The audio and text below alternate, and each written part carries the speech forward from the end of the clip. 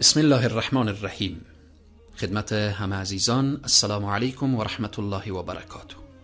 ماه مبارک رمضان یک فرصت طلایی است برای همه ما و شما، خواهر مسلمان و برادر مسلمان.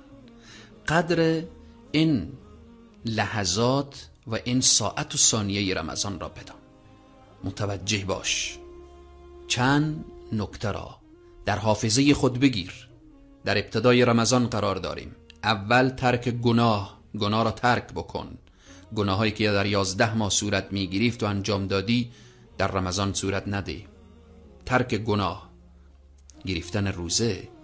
این روزه رمضان نشک از دست تو، بالاخره به سادگی بگذره و تو روزه رمضان قدرش را ندانی.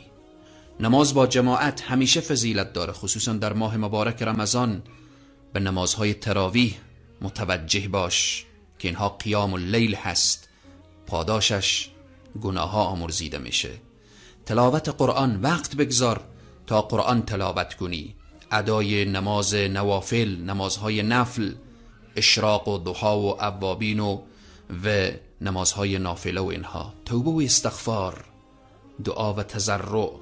متوجه باش که رمضان باید در وجودت تحول ایجاد بکنه و همچنین دهه اخیر که بتوانی نعمت اعتکاف که یکی از نعمتهای بزرگ الهی هست، قدر شب قدر را بدان.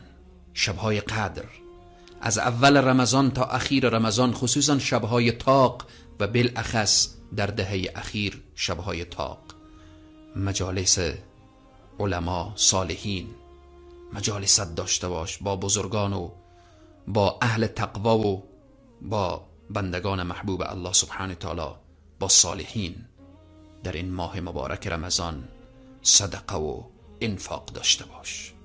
اینها همه از چی به دست می آیه؟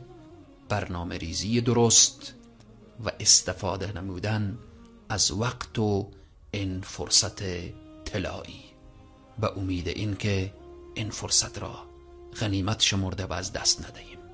موفق و مؤید باشید و السلام علیکم و رحمت الله و برکاته.